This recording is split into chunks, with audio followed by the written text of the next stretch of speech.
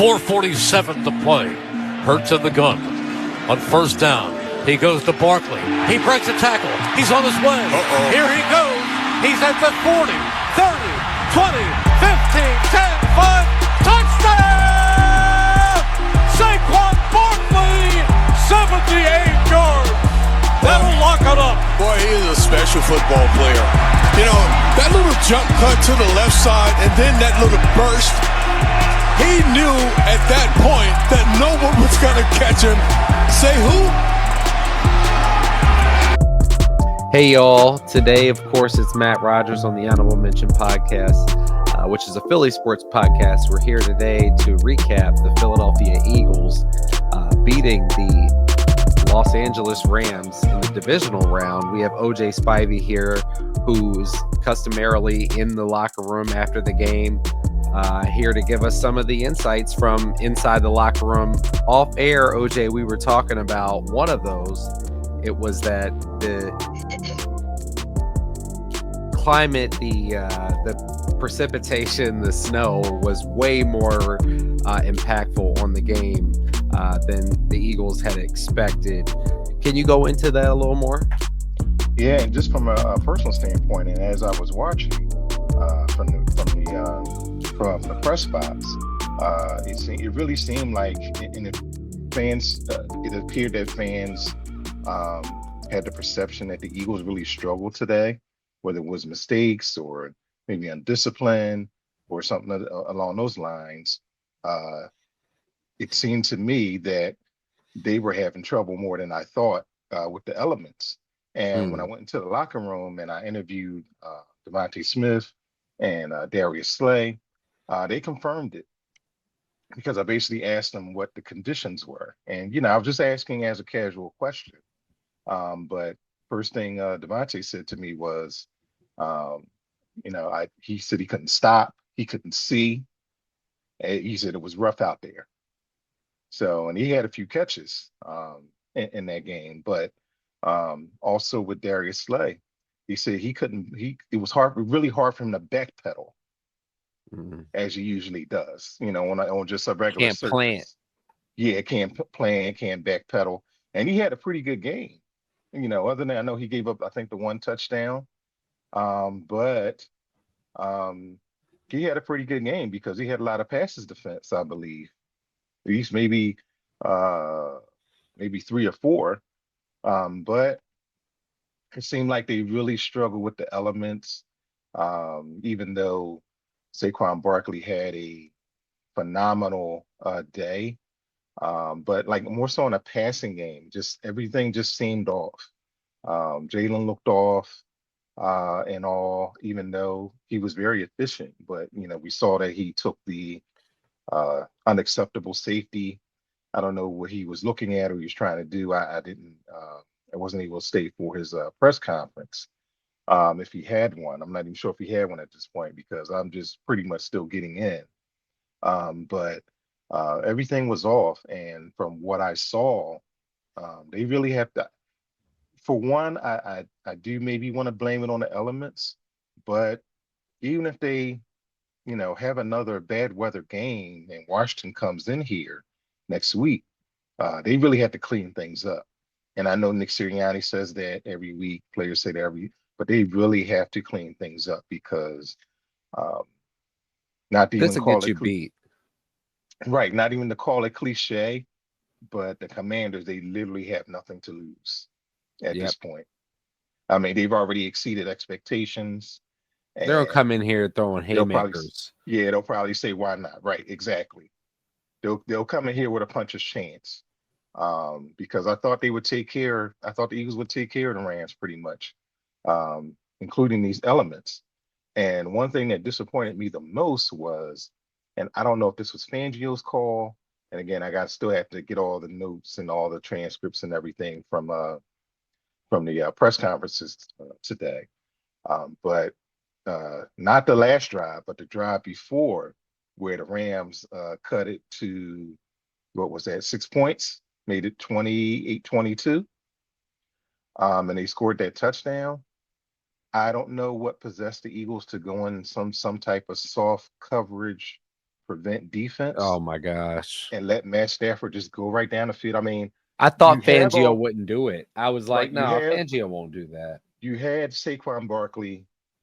I mean, he pretty much ran away with the game at that point, right? So we all thought. But then they come back with all this soft coverage.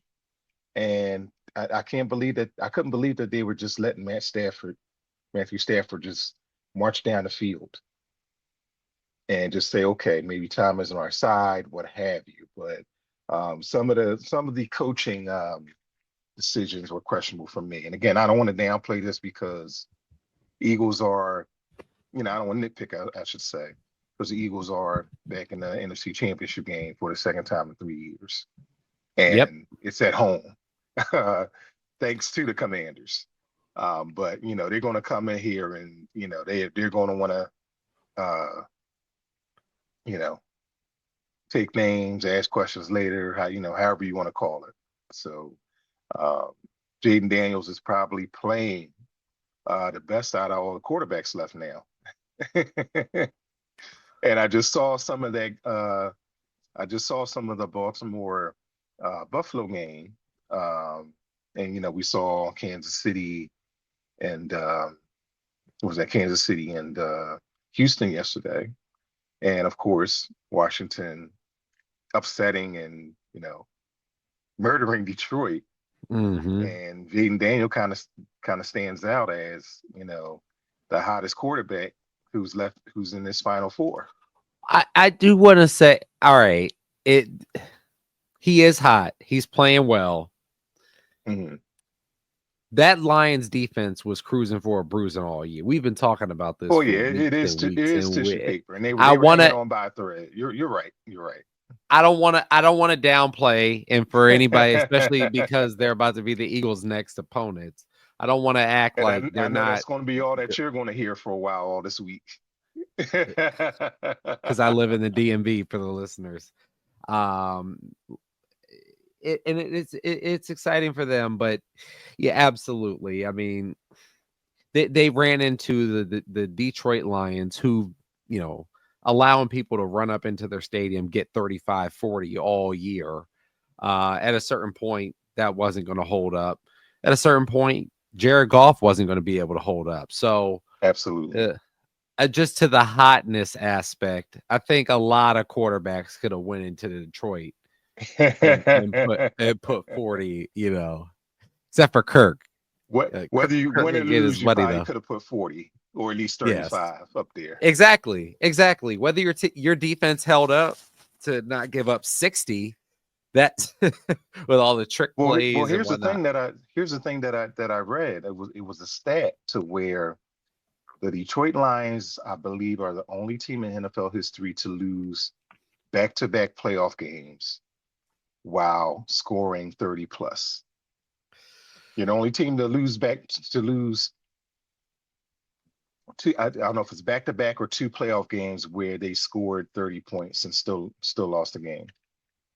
The darlings of the league. I mean, that's the way people want to watch football and see football win. That puts a hell of a lot of pressure on your defense, your pass rushers, to be going out there and doing that every week. It's a lot. Yeah, and I know you want to get back to the Birds, but just one more thing with Detroit. As crazy as that was yesterday or Saturday, I don't think you could blame that game on Dan Campbell, because he really didn't make any glaring mistakes from what I saw. Goff was just throwing a lot of ducks. Everybody was saying, "Oh yeah, is he going to go for it where he should have taken the points, or this, that, and the third?" Because it was a seesaw game from the I guess before you got to the first half, before that pick six, I believe. So before the Goff started throwing the game away, it was really a seesaw, and that's why I say the Eagles had to be a little careful. And you're right, shouldn't go overboard, because Daniels is playing against guys from Windsor, Canada. Yes. At this point on the defense, but with Detroit's defense. But Eagles got to clean things up because it was pretty sloppy again. But maybe we can just blame it on the elements.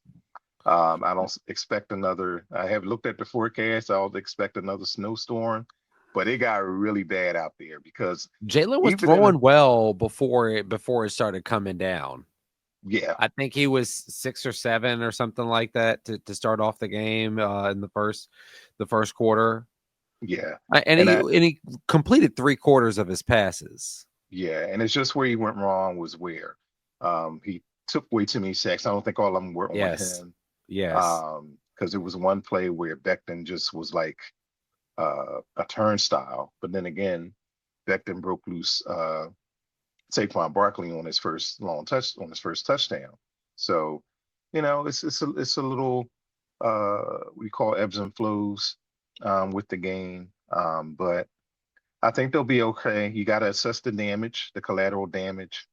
Quinyon Mitchell, I believe he said that He'll he's be nursing good, he said. he's nursing a shoulder injury, but I think it's at this point it's the threshold of pain, so you kind of know how maybe he's going to go on the Sunday, right? Yep. And then the thing is, okay, how is Jalen Hurts' leg? Because I posted on my socials him walking gingerly back to the locker room. I mean, not a limp, but it was gingerly. So it's a difference there. It could be just a bruise, could be soreness. You just hope that it's not anything worse than that. Yeah, absolutely. So the Jalen Hurts is now headed to his second, and I pointed this out earlier, and for the listeners, this is, I try to be fair about this thing. I'm not always acting like Jalen Hurts is having the best quarterback performances in NFL history today. I would probably give him a B minus, C plus for his performance. But at the end of the day, he is the quarterback that has, in half of the years he's been the Eagles starting quarterback, they are in the Final Four teams playing. And he knocked down Matthew Stafford, Jordan Love, people that coming into the weekend or coming into the new year, beat them twice. Everybody would have said that they're better than him.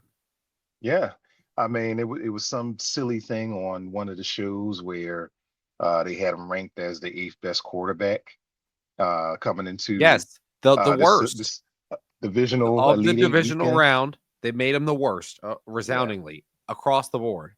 But where is he? I mean, I guess technically a safety is a turnover, so to speak. But other than that, I mean, he had a fumble. Thankfully, again, that was a bit of a jailbreak on the offensive line. It didn't look like they may be labored too.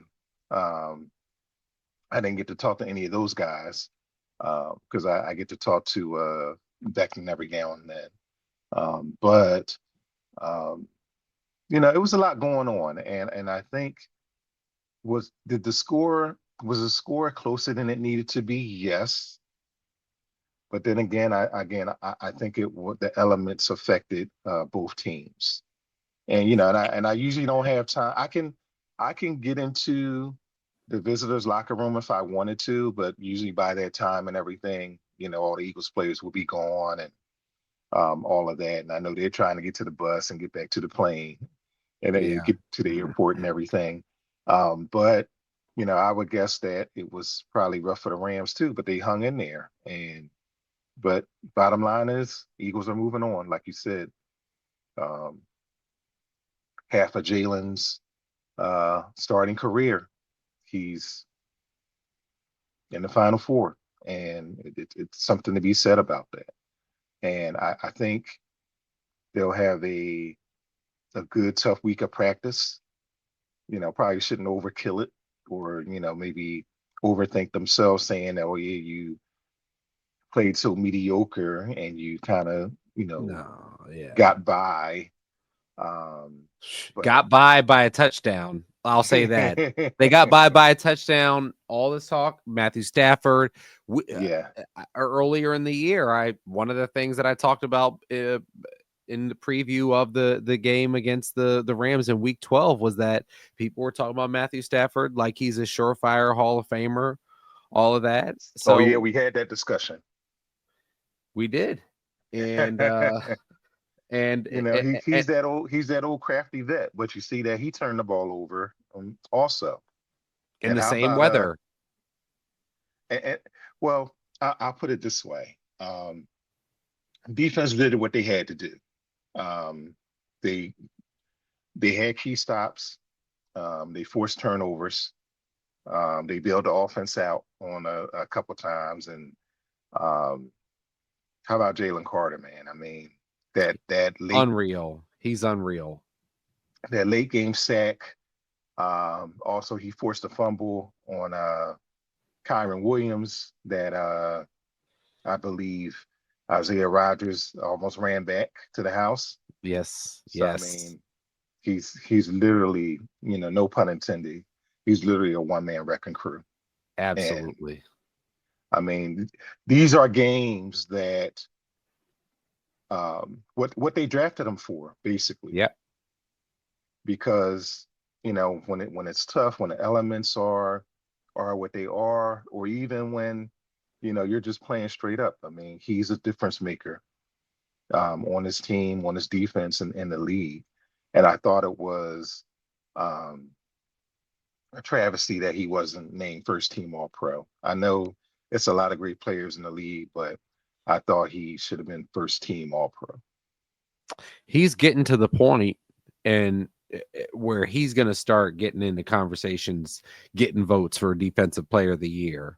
He gets enough on enough primetime games doing what he's doing, like what he did tonight, where he could have suplexed Matthew Stafford, but he gently picked him up and put him up in the box. My what was that? My colleague with the not my colleague, but my fellow journalist with the Philadelphia Sunday Sun, Chris Murray. We usually sit right next to each other at the games, and I mean, we saw how badly he wanted to pick him up and slam him. And even last year, when they went out to LA, not even early this year, last in 2023, there was a game, the game where they went, because they always seem to go out there and win, right? So the 2023 game, he had a sack on Stafford, and he literally spent the guy around. He spent Stafford around like a rag doll. So obviously he wanted to pick him up and just power drive him or something. Yes, I mean, dude is really a beast. And when you get up on him up close, man, I mean, he's just incredibly huge. And I know teams are, his off-field stuff and everything. But obviously the Eagles did his homework. And I don't know if Big Dom is his guardian angel. He seems to be everybody's guardian angel on that team, but they really did their homework. And it Clinton was really Hurt. painful. Yeah, and Clinton Hurt, right. That's his big brother Hurt. Yeah. Because he's down with it too, as we can see. Yeah. But what was that after? So was this his second year? He puts another. We'll see next week, because they're going to need Carter again next week to recap. Yes, they will.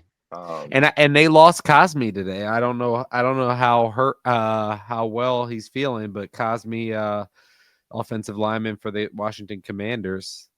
Yeah, I think he's out. Yeah, I think he'll be out. So that's going to be interesting. Suffers torn ACL, done for the playoffs. Oh wow, yeah. So the Eagles are going to try to take advantage of that too. I thought Sweat had a pretty decent game today. Nolan Smith. Yes, he did. Nolan Smith, Moro Ojomo. Shout out to Moro Ojomo. Moro Ojomo. So, I mean, Milton Williams play well. They were all eating. Yeah, they're gonna have to pay Milton Williams too. And I thought for the most part, because we knew and we talked about it during the game, Matt. What the Rams usually like to do is just throw everything underneath. And I think the Eagles did a good job of that for the most part. Again, except for that de facto garbage touchdown that shouldn't have been. But The prevent touchdown. They play well, and they're a big reason why they're in the NFC Championship game once again. Before I let the people go, because this is the Eagles show, we did just watch the Buffalo Bills defeat the Baltimore Ravens 25-27. Lamar Jackson got the ball with a chance to drive. He drove the length of the field, scored the touchdown, went for two to tie the game, potentially send it to overtime. Mark Andrews drops a pass in the corner of the end zone, and because nobody can get the onside kick anymore because it's a ridiculous situation. There was no recovery. The onside kick. The Bills will reach the AFC Championship. What do you think? Getting ahead of the ridiculous train here. What are your takeaways from that performance from Lamar Jackson and what that says about the season from him? Well, I didn't see the whole game, but I did see that he had a couple turnovers, interception, fumble.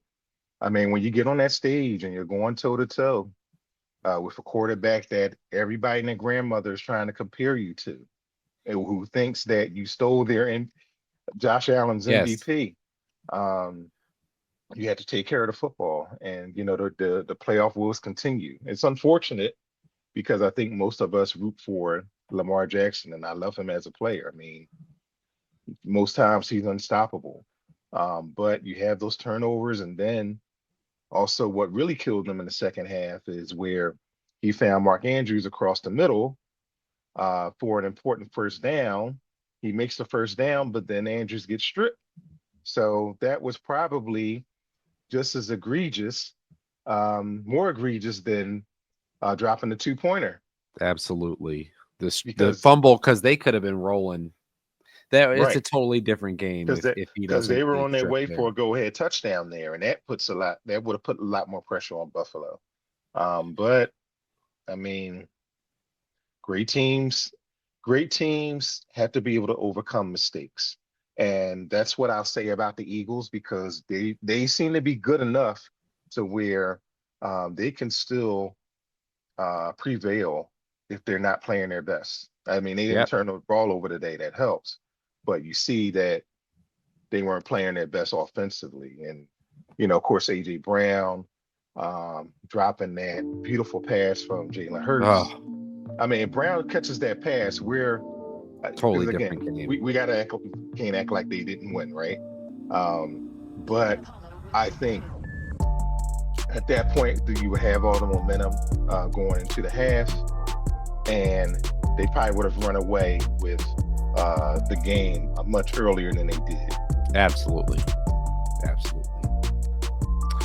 Well, thank you all for listening, taking the time to listen. Please go follow OJ over on all the socials, OJ Philly, and it's OJ Spivey, the journalist, over on Facebook. Please go. Yes. Please subscribe so you can go right over on IG. YouTube. I'm on Blue Sky. I'm on Threads. So if you're not down with Twitter anymore and everything, catch me over there on those platforms. I try to post as much as I can over there, especially with the Eagles content that I cover. Absolutely. Well, thank you all for listening. See you again another time. Well, I don't know if it'll snow next week, but rain, sleet, or snow, Eagles train to go. We'll be ready to go. Do you love playing in the snow? I love playing football. How about that? I used to put it on when we played a video game as a kid. I put the snow on 100 and all that, but that was as a kid.